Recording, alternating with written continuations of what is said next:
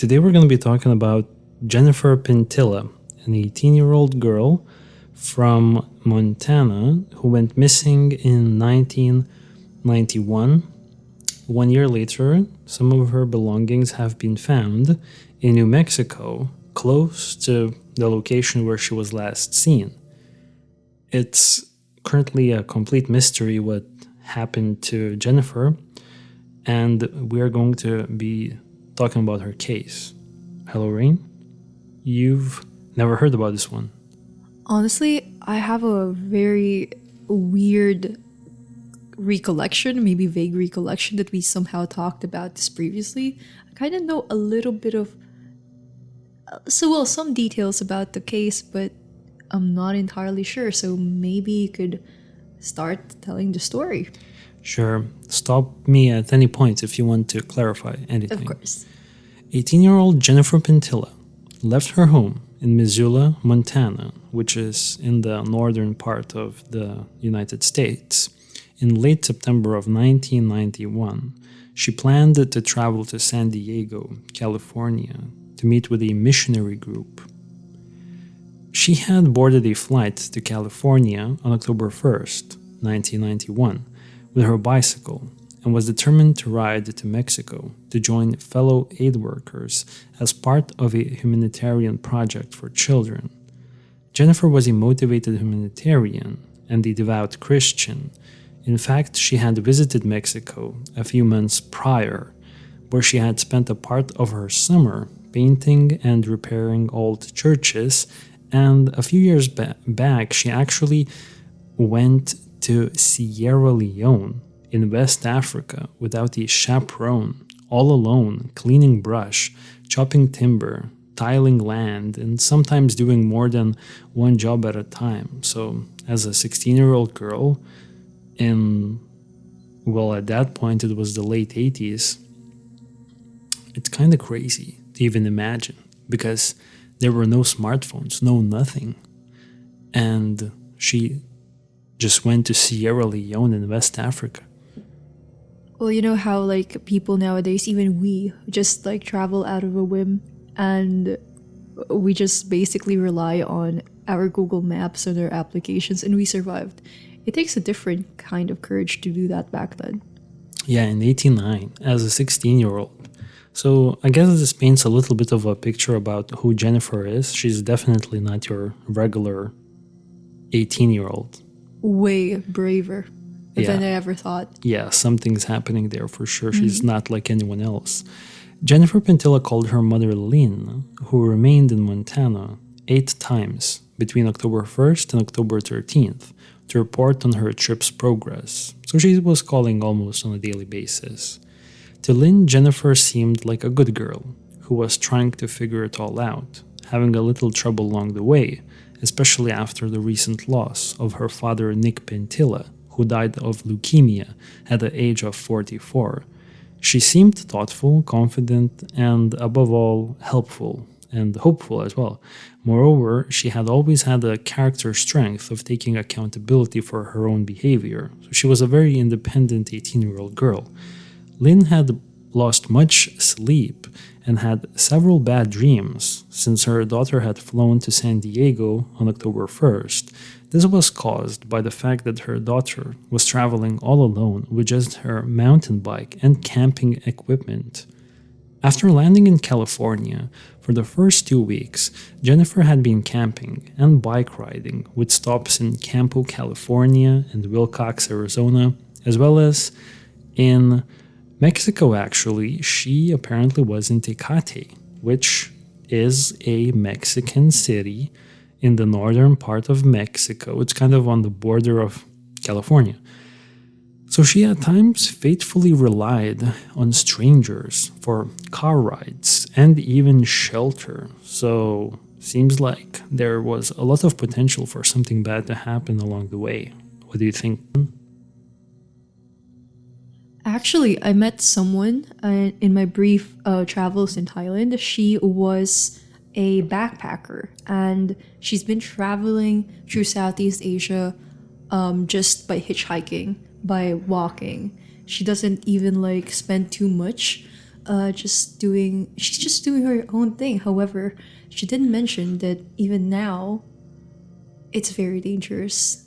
And at one point, she nearly got In trouble. Let's in put it that trouble. way. And the R word.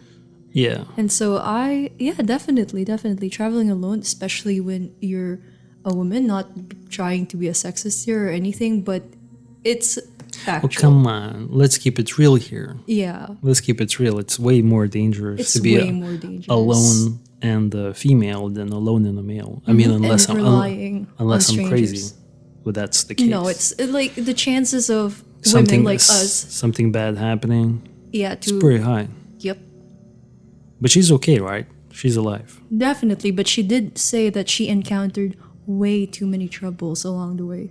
Oh man, but something keeps making them at it. Like, just keep going. Yeah, of course, it's the fun of traveling, I guess.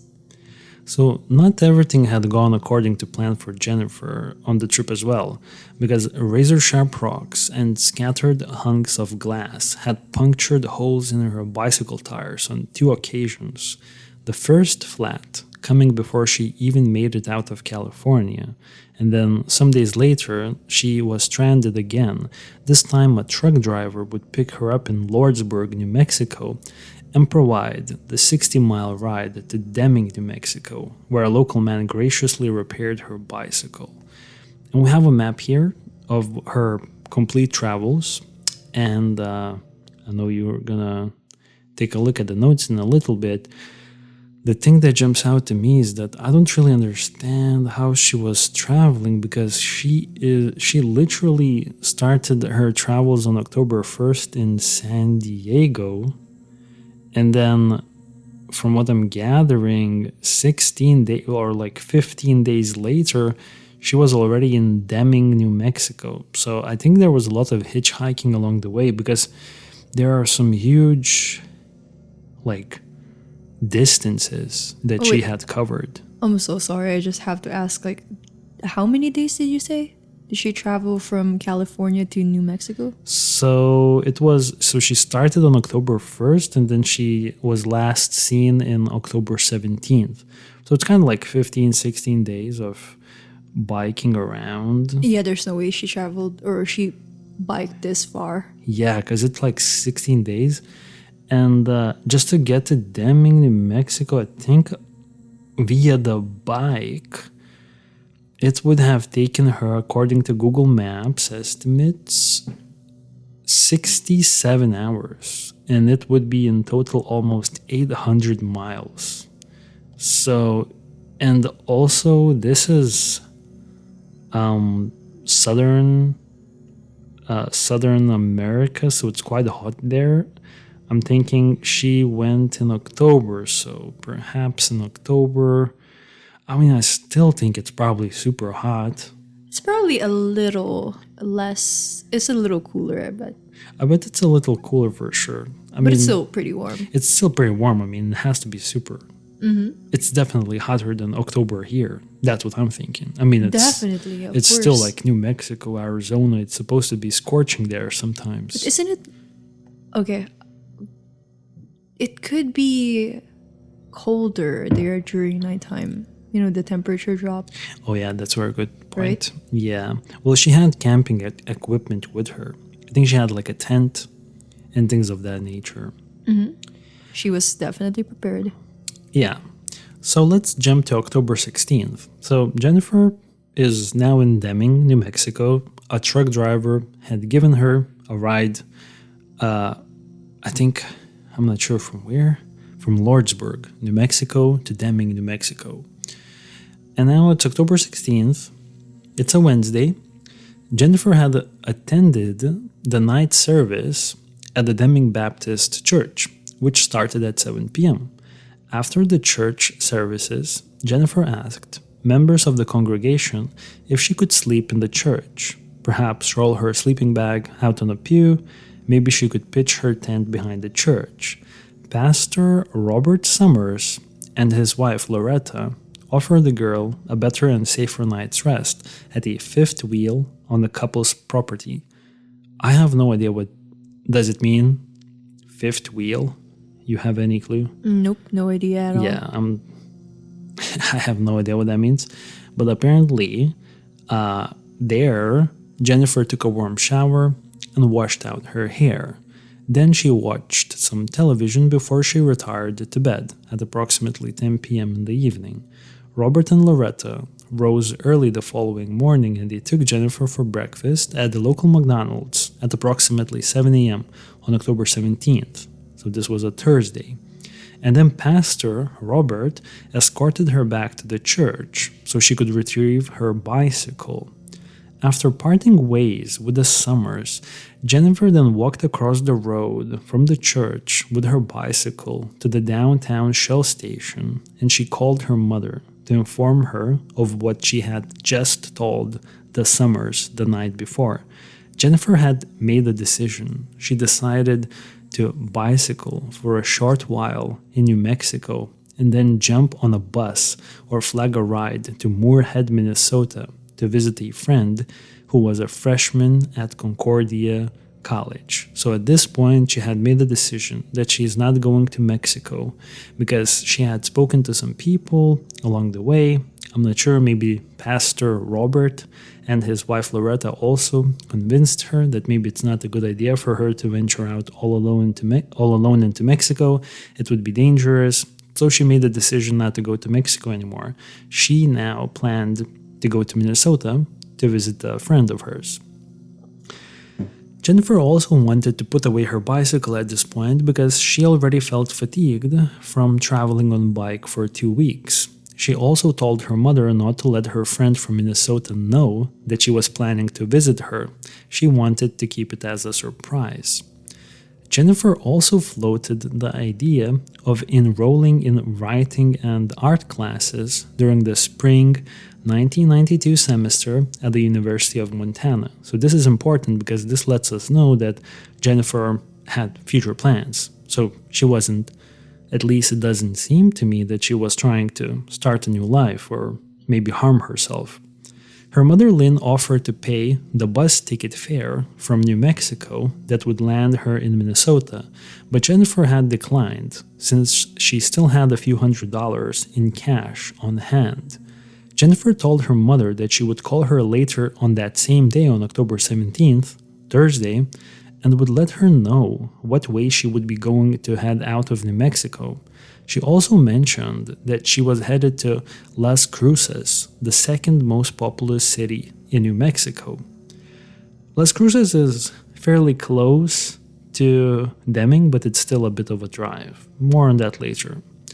In general, for the nearly 1.5 thousand mile journey from New Mexico to Minnesota, Jennifer planned to live off fruit rolls, sunflower seeds, beef and cheese sticks, and peanut butter snack crackers. So she was really just trying to just string everything together and just somehow survive, I guess. Yeah. She was equipped with a bike repair kit, a red Swiss Army pocket knife, a pair of flashlights, lantern candles, and enamel camping cups. Enamel camping cups, whatever that is. Once again, any idea what enamel camping cups are? Once again, I have no idea. It's probably some camping stuff. Though, we don't camp, so hard to tell. Oh, by the way, fifth wheel, I actually Googled it. It's kind of like an RV, I believe. The thing that you attach in the back of the car. And Okay, so now it makes a lot more sense. It's an American thing. That's why I didn't know. Fifth wheel, yeah. Again, never had that. She would continue to take pictures along the way with her 35mm Miranda camera and purify her water whenever possible. She also had approximately $450 in cash, which I think is important for us to consider. Looking back, her mother Lynn said that she was excited at that point that her daughter Jennifer was not going to Mexico, and instead she was going to be home for Christmas. When her dad was sick with leukemia, the last 2 Christmases were pretty sad, and they were spent in the hospital. They were hoping to have a better Christmas that year. The 14-minute phone call from Deming, New Mexico, on the morning of October 17th would be the final time that Lynn, her mother, would ever hear her daughter's voice. Loretta Summers the wife of Pastor Robert Summers, the people who helped Jennifer and Deming, said that Jennifer told her that she was going to be biking to Minnesota to see her friend. They told her that she should go on Highway 70 to Interstate 40 and gave her directions to the Fair Acres Baptist Church in Las Cruces. So apparently, maybe Jennifer was going to go to another church in Las Cruces, maybe spend the night there. Just, I guess, her intentions seemed to me that she was just trying to travel. What do you think? Can I say one thing, though? Say something, because I'm guessing. Water break. I'm guessing. Okay, from everything that you told us, it seems like she was prepared for this trip. She seemed to be a survivalist. Like, she understands how this type of traveling works, and she was prepared for it. Yeah, even from a few pictures that we have of her, she seems to be like in good equipment. Like she's wearing proper shoes. Seems like she has her camping equipment. Yeah, she definitely looks like she at least has a good plan to what she wants to do here. And so far, I'm not sensing any self-harm vibes. It just seems like she just want to travel and see the world so far. I completely agree with you on that one. I agree. Jennifer asked about making a cut across to Hatch, a village located about 40 miles northwest of Las Cruces. Loretta told Jennifer that was not a good idea. There was not a lot of traffic that way, and it was not a good idea to go that way in general. So on bike, Hatch, which is a kind of city, it's like 5-hour bike ride away, and I have no idea why she would even want to go to Hatch, because I don't know if you could find another map that's in our notes that shows the path from Deming to Hatch. Do you see it? So it's completely not on the way to Las Cruces. Yeah, honestly. You have to go north, and then you have to go back south to get back to Las Cruces. Isn't that where her friend was? No, her friend was in Minnesota, way up there. So nobody knows why she decided last minute to travel to Hatch. No. Interesting. As far as I can tell from, looking around online and trying to find some more information, I couldn't find any reason why she would go to Hatch. But regardless, seems like she wanted to go to Hatch. So Robert and Loretta assumed that Jennifer went on the Interstate 70. However, later they had learned that bikes would not have been allowed on Interstate 70, so it's a complete mystery what happened to Jennifer and where did she go after she left Deming, because she's never been seen again. More than 30 years later, Jennifer Pentilla is listed on the website of New Mexico State Police Cold Case Homicides. She's never been seen again. Now, I think it's a good time to bring in the main suspect in the case, a man named Jesus Vasquez, otherwise known as Chuy. Following the phone call with her mother, Jennifer Pentilla parked her mountain bicycle against the side of the downtown Shell station and walked inside. Let's remember that she made that final phone call to her mother from the Shell gas station phone. So that's where she was last seen. And she walked inside and asked the attendant to point her towards the restroom. The attendant was Jesus Vasquez, age 21, the son of gas station owner Henry Vasquez. According to the statement that he had made to New Mexico State Police on December 15th, 1992, more than a year after Jennifer vanished, he said that Jennifer entered the business sometime at about 10:30 or 10 in the morning. He asked Jennifer about some stuff. Apparently, they talked a little bit. At one point, he claimed that Jennifer, who said that she was wearing hiking boots and wool socks, said something about coming from Mexicali. About 5 to 10 minutes later, according to Vasquez, Jennifer exited the bathroom. She made a purchase, and after departing the gas station, she ventured off, walking alongside with her bike, heading east, according to Vasquez. He said that I think she was going to the travel agency. That's what he said in a brief statement to Special Agent Miguel Friedsky Jr. Because she said something about going to travel agency, but first she went to the phone and stayed on the phone for about 10 to 15 minutes. So now Vasquez is saying that Jennifer went on the phone after their brief interaction. But even if Jennifer used the payphone at about 10:30 after she left the Shell station for about 10 to 15 minutes, as Vasquez told law enforcement, Lynn's home phone records substantiate the time of Jennifer's phone call to her mother at 7:52 a.m. So stay with me on this one.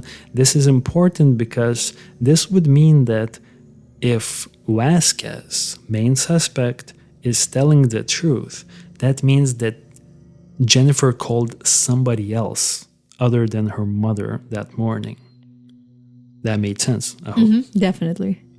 Okay, so we don't know what happened next, but Jennifer failed to call her mother as promised that same day. Remember, Jennifer was planning to call her mother, tell her about what her plan was. So she never called, and she didn't call the next day, and she never called her mother on her birthday on October 19th, because it was her mother's birthday that day. And 1 year later, some of her possessions were found 46 miles northeast of the gas station where she was last seen opposite of Las Cruces. And they were found, as I believe, in Hatch. So her belongings were found in Hatch. So one way or another, seems like she somehow made it to Hatch. And this is how things were discovered. So on September 4th, 1992, so this is 1 year later, Bill and Sarah Sources, or something like that, I don't know how to spell their last names, my apologies, from Farmington, New Mexico. They were traveling through Hatch while on the way to visit a family member in El Paso, Texas, while scoping out potential dove hunting spots along State Road 26. They turned down a sandy, undeveloped road across the Las Uvas Valley dairy, no more than 50 feet from the road. Sarah spotted an odd assortment of items, a couple of duffel bags stacked below a tarp.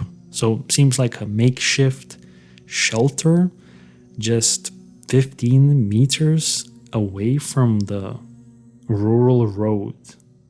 Interesting. It's really interesting how, like, I don't even know how to explain it. It's like you thought someone or like the clues are just so far away and you could never like pinpoint exactly where they are, but turns out they're always like just very close to you, like within the proximity. You know what I mean? Yeah, right. So at first, they didn't think much of it since the site was a known underage drinking party spot for the teenagers of Deming and Hatch. However, something about the items seemed eerie to the couple, specifically how the items were stacked neatly, almost as if someone were planning to come back for them. And there was a selection of good quality camping gear that no responsible person would simply throw away. And we have a picture here of the road.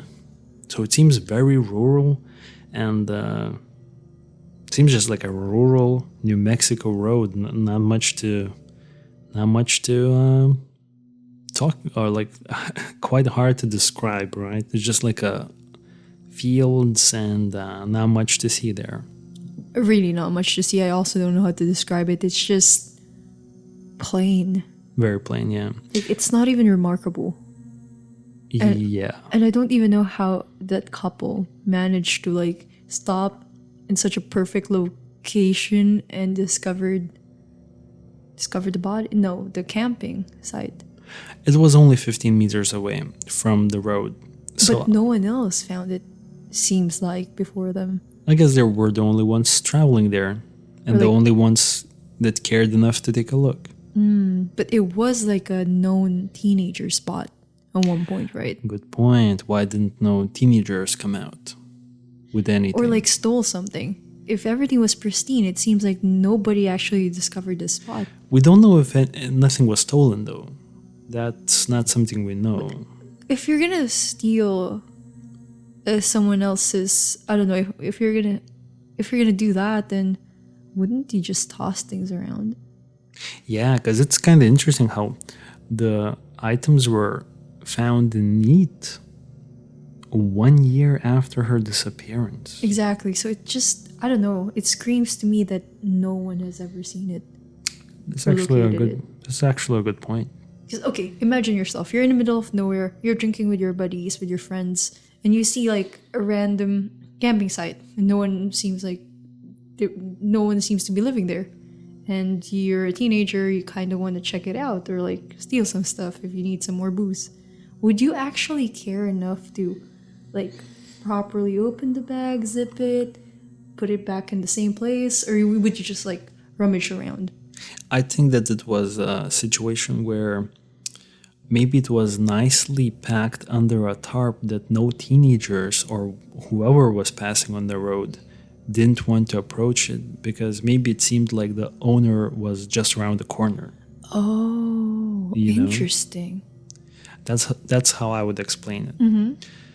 So there were backpacks, a bicycle helmet, a blue and gray tent, and moreover, at the bottom of the pile there was what appeared to be a set of handwritten journals, full jars of baby food, which was not something that Jennifer would usually eat.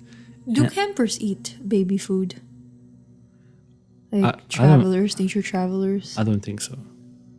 Oh yeah, I've never heard of that. That's pretty odd. Yeah. And also cigarette butts. And Jennifer certainly didn't smoke. So the woman who found the stuff, Sarah, she phoned the police department in Hatch to inform them about a potential crime scene. 3 days later, the couple, troubled by what they seemed like a startling lack of interest from Hatch authorities, returned to the same spot, only to find the materials stacked in the very same location. This time they gathered the possessions and took them home. When they opened the bags, they found 2 Bibles, one written in English and the other one in Spanish. Inside one, a dried rat-chewed $10 bill was found. There was a blue 5-star notebook journal with entry dates between July 1st and October 14th of 1991, a tourist visa stamped by the Mexican government that permitted entry into the country for 180 days, commencing October 5th, 1991, and then a wallet containing the driver's license. So apparently all of these items belonged to Jennifer, and from them they were able to identify the owner of the items. There was also a few things now later on that we know. A few things have been missing from the stuff. So a leather friendship bracelet that Jennifer was wearing around the time of her disappearance has never been recovered. This is a very important detail, and we will circle back to it in a little bit. And neither has her blue and silver sleeping bag ever found. So her sleeping bag is not found. So it almost seems like she leaves potentially these items in the location, or something bad is happening to her, but maybe she somehow sleeps somewhere else. Yeah. Yeah, that's what I was actually gonna ask because I'm slightly confused. Do you think there was a possibility that she tucked those items neatly in hopes of returning to them, but she had like a smaller, I don't know, backpack or a bag that she took with her and she went somewhere? Yeah, maybe she just wanted, or, well, it's heavily suspected that it was a homicide. And we have a main suspect. So we have to take that into account. We don't know exactly how things played out, but things are not looking good. Yeah. After the identification of Jennifer Pentilla was discovered among the items, the couple who found her stuff tracked down Jennifer's family in Montana to inform them of what had been found and to find out the facts of what brought her to New Mexico.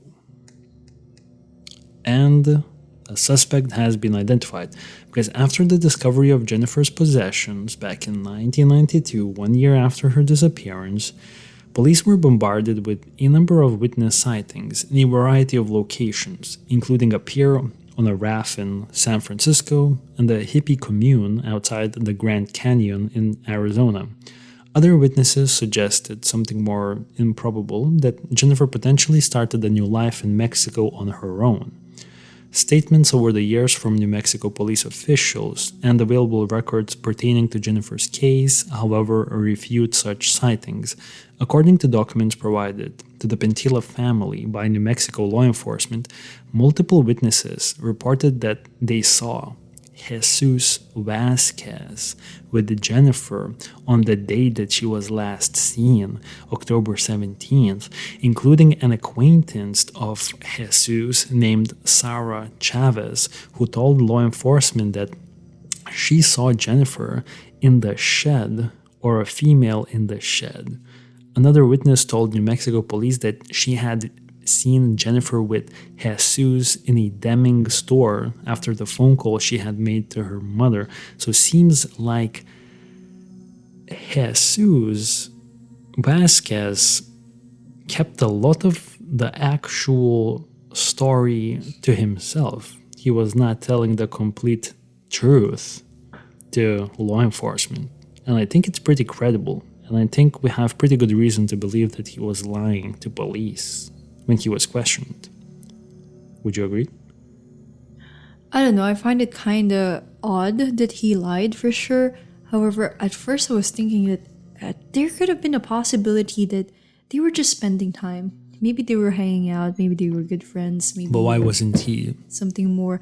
Yeah, exactly. Until you told me that he lied. And lying doesn't seem to indicate that they had a good connection. And this is not it.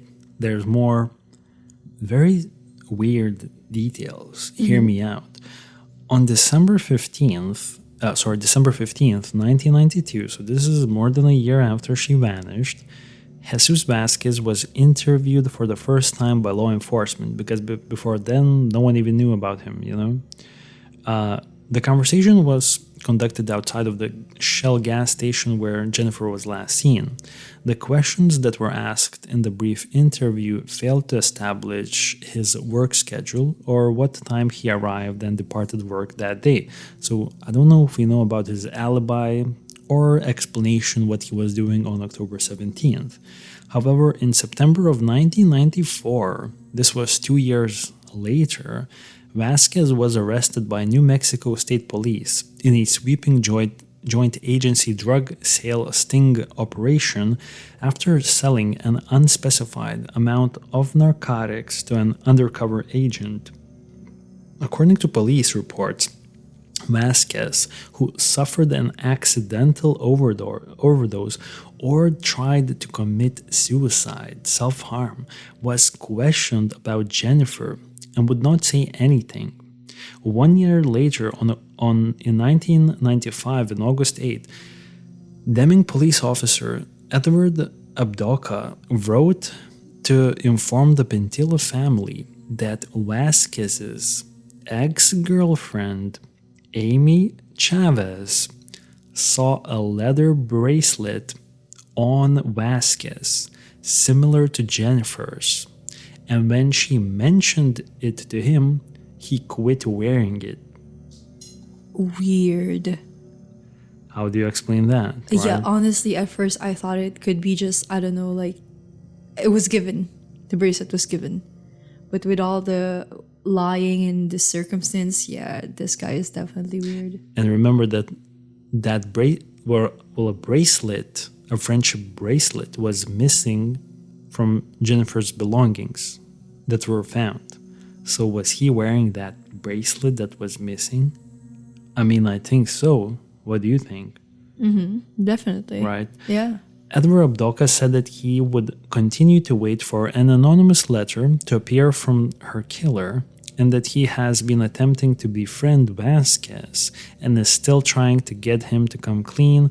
Also around that same time, a witness was discovered who reported to New Mexico State Police seeing, okay, and this is going to be a little bit of a different type of sighting, and this is also interesting, and I don't know what to make of it actually, so try to kind of piece this puzzle together here. So around the same time, a witness was discovered who reported to New Mexico State Police that they had seen a 1953 Chevy truck reverse its route and head towards a girl that the witness saw riding a bike near the Hatch Airport.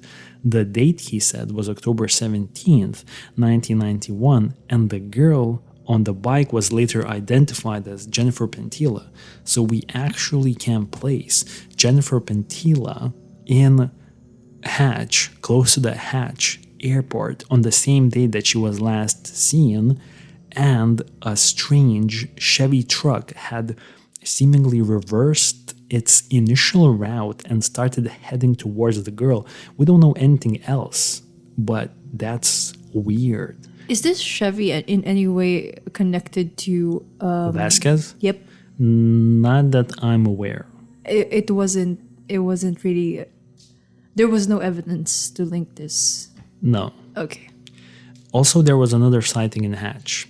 When an employee at a quick pick store in Hatch told authorities that she was certain that she saw Jennifer come in with two men, one stayed by her side and the other one stayed outside by the phone. New Mexico authorities announced that a farm laborer named Henry Apodaca of Hatch was a person of interest for having bragged about abducting Jennifer. So this is a new guy that comes into the picture. Henry Apodaca died in 2011 and was never charged with a crime. So we don't know anything about Henry Apodaca. I tried Googling him. He is a mystery. We cannot find any more information about him. But apparently there's a new guy called Henry Apodaca who comes into the picture here as well. I don't know anything about that guy. But he apparently bragged about abducting Jennifer. So he could be like a farm laborer. Maybe he was drunk or something like that. And he just talked a lot of crap.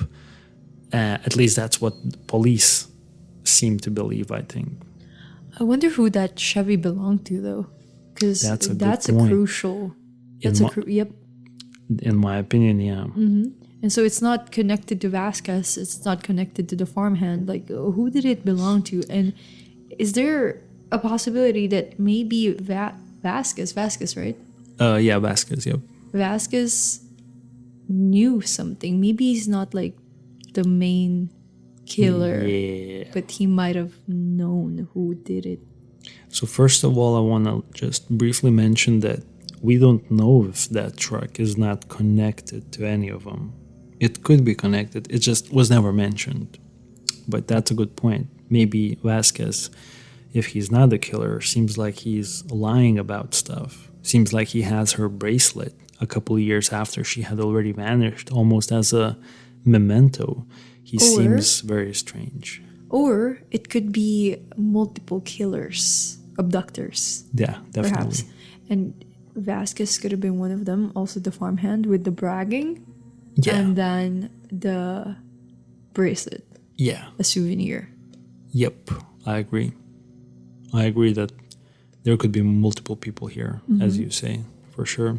Because Yeah. did someone ever find the bicycle? No. It was never The found. body.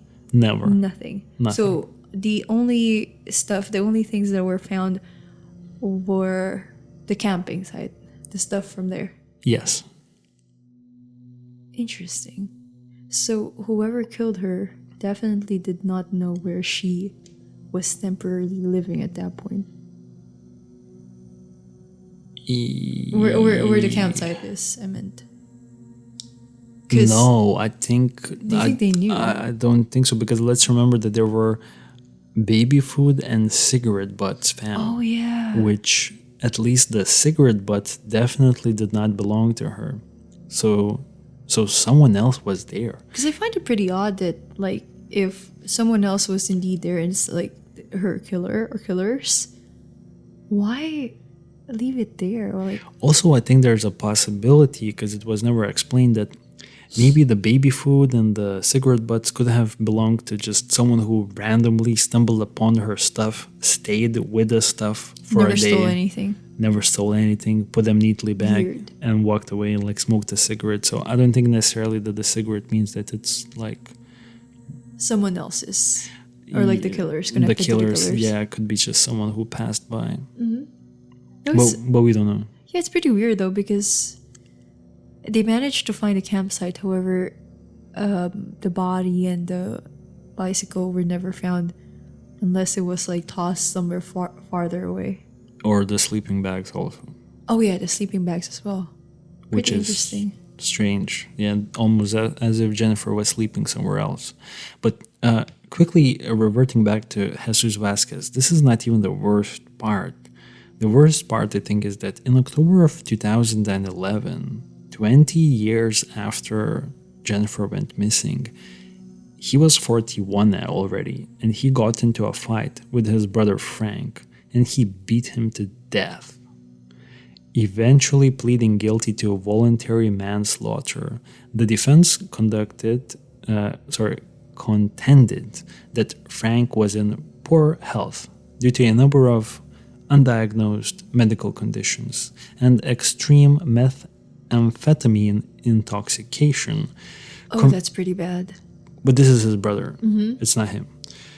Convinced that Frank died of a heart attack aggravated by the run-of-the-mill confrontation with his brother, the judge sentenced Vasquez to 4 years in prison. So it's kind of strange. He beats him to death, and he only gets 4 years after he's already prime suspect in a missing persons case. So I don't know. I think he got lucky there with the sentence for sure, in my opinion. Mm-hmm. Yeah, same here. After serving his sentence, he basically returned to Deming, where he remained the principal subject of the investigation into Jennifer's disappearance. In November 6th of 2016, Deming officer Edward Apodaca, the same guy who was providing information to Jennifer's family about the case, he wrote to the Pentilla family again.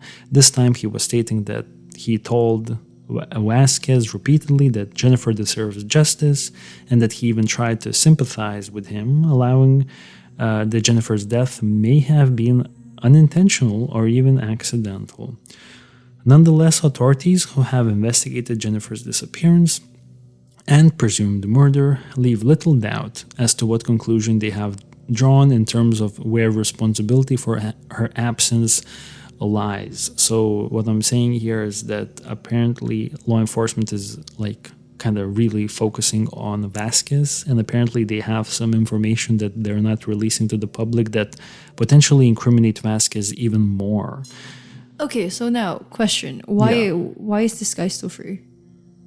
Just nothing concrete, I guess. Nothing concrete.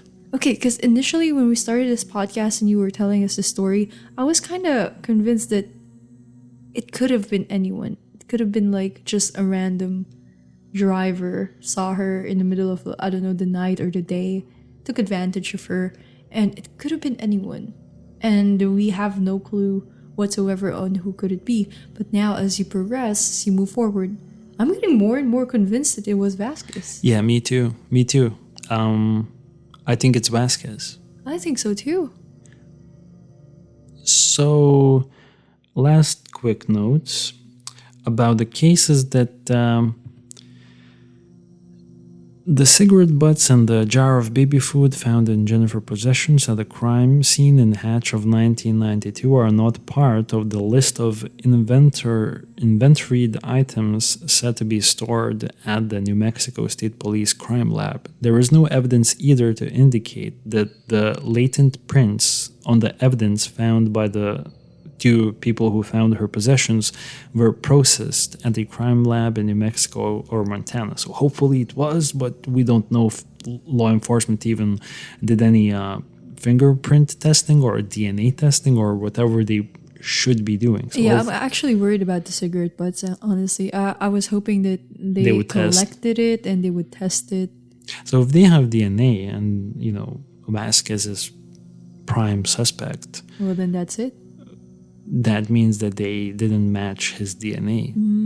That's the conclusion that I have, is that maybe like they tried, but they tried, but like, or maybe it came out inconclusive or something. The road that leads to the site of recovery of Jennifer's possessions is blocked by a fence and locked gate marked with a sign identifying the area as a private hunting preserve. So I'm not sure that... Was it always there? Yes. Or was it just like built up after? It was there. Oh, okay. Would Jennifer go into a hunting preserve which was blocked by a fence? Would she trespass? Jennifer doesn't sound like a person who would trespass. Honestly, it sounded like she's smart enough not to even go there. Yeah. But she was seen in close to Hatch Airport on a bicycle. So what's exactly happening? It's kind of hard to... You really need to sit down and think about it, because there's so many things happening in this one. Her mother, Lynn, stated that Jennifer is daily on her mind, but come April and October, her mind is consumed with thoughts as to what happened to her sweet, beautiful 18-year-old daughter, and it haunts her that no one has been able to find her. Why has the person who took Jennifer away from her family in Montana not been caught yet? Why do they get to go on living as if nothing happened? She can't help but wonder who else this person has hurt in their lifetime. And that's it. That's all I have. Jennifer Pentilla's case. I went through all my notes, and I think we have a pretty clear suspect here. But somehow they don't have enough information about him, so it seems like he's never going to be charged with this disappearance, because it's been more than 30 years. And I don't know, maybe there's even some statute of limitations, or when certain crimes expire. But I don't think so, because they're charging serial killers from way back in the day. So I don't know. Yeah. This one's a pity, actually. It's a pity, man. It's a pity, because it seems such a good person, the person that deserves to live more than most people, I would say. You know what I'm saying? And it really just seems like everything is pointing towards one direction, and that's Vasquez. One Direction? Yeah, One Direction. Vasquez. Yeah, I agree. So a few other things that, as I was kind of thinking about the case, I wrote down for myself. So I was thinking maybe there's a chance that she may have met someone in Mexico several months before she went missing. I'm thinking, did she try to meet someone from Mexico? Because let's remember, 2 months before she went on this trip, she was in Mexico. She was... but she left all of her stuff. Well, most of them. Only took the sleeping bag. No. What I'm saying is that I think her belongings, the way they were found, feels to me like it's foul play. Definitely. I'm just thinking maybe it's a chance that it's not Vasquez. It could have been someone else. Someone she met from Mexico. But why was Vasquez acting so weird, though? Not sure. That's very strange. Another thing I would like to briefly mention also is that we don't know exactly what she did from October 13 to October 17, because those 4 days she didn't call her mother. So right before she went missing, 4 days are like basically with no information from what I understand. Yeah, and then I'm pretty sure that Vasquez is lying about his encounter with Jennifer. He's not telling the truth. I think that baby food and cigarette butts most likely didn't belong to Jennifer. I think it belonged to someone else. Doesn't look like Jennifer would just randomly take some baby food And start smoking. and then go into a trespass on a private hunting property. I don't see that happening. I don't understand why law enforcement didn't, at least from the information I have online, it's like uncertain if they ever were able to determine his work schedule and his alibi. So that's kind of strange. I don't know what that was happening. Hopefully they did, though. And yeah, it's kind of crazy because she was spotted next to the Hatch airport. I'm thinking, why was she close to the airport? Was she trying to catch a flight somewhere from the airport? She still had some money on her, so maybe enough money to catch a flight. I don't know. I think it's worth thinking about. Also, I find the Quick Pick store employee sighting kind of strange. Apparently, this person claims that Jennifer definitely went into the store with 2 men, as if the men were kind of like bullying her around and like I don't know, like keeping an eye on her or something like that. So who are these 2 men? And then I'm looking at Jennifer's pictures and I'm thinking that Jennifer does have a very distinctive look. So if she was definitely confirmed to have been in Hatch, her belongings were in Hatch, and then a person from the Quick Pick store claims that they have seen her in the store in Hatch, I think she possibly was in Hatch, but then with 2 other men. So did these 2 men also drive the truck? Did she try to escape from them? And at some point in the truck saw her again and then started going after her, and they somehow drove her off into a private reserve, or like maybe they abducted and murdered her, and her stuff was later discarded in like a rural road. I don't know. I think that what I'm gonna say is that I do think there's a huge possibility that the worker from Quick something store. It was the Quick Pick store. The employee from Quick Pick store. I think there's a huge chance that they did see Jennifer Pentilla. And if they did see Jennifer Pentilla, she was with 2 strange men. So was she already abducted? And we were sure that none of them was Vasquez. We don't know. Yeah, we don't know. Because only the sighting of Jennifer was confirmed, but the 2 men were never identified. Exactly. So it's like, who are they? Could it be like Vasquez? Could it be his friends or just random strangers? And then Vasquez legit sells drugs 2 years later to an undercover agent. So he's in the mix. He's doing some bad stuff. He's a dangerous guy. Vasquez has her bracelet, doesn't take off the bracelet, only takes off the bracelet when his girlfriend asks about it. Yo, isn't it like the same bracelet that Jennifer Pentilla was last wearing? And he's in the mix. He's selling drugs, and he's also like apparently almost was trying to commit a suicide or something. So maybe something's on his mind. I mean, I think my conclusion is that Jesus Vasquez is definitely in some way responsible for Jennifer Pentilla's disappearance. And on top of that, I think there's a huge chance that more people are involved and that Jesus Vasquez knows more, but he's not going to say anything because he is not someone who wants to go back to jail. That's it.